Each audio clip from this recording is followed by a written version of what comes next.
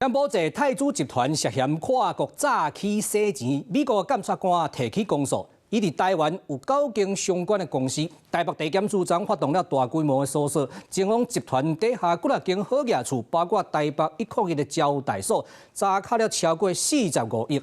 这个资产真多啊，掠了25个人到案，但是有一寡去到美国制裁名单顶头的人已经落跑出境了。 第一幕啊，挂起案，双手揪入去外塔内底，伊就是柬埔寨犯罪组织泰铢集团台湾的一头家4个主管。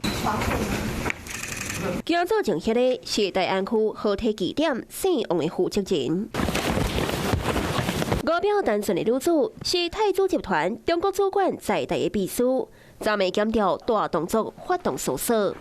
这是集团旗下台北市合体，连同台北101车坏招待所也互检调搜索。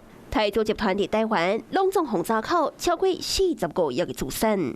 柬埔寨泰铢集团的首脑单子10月去互美国联邦的检察官提起公诉。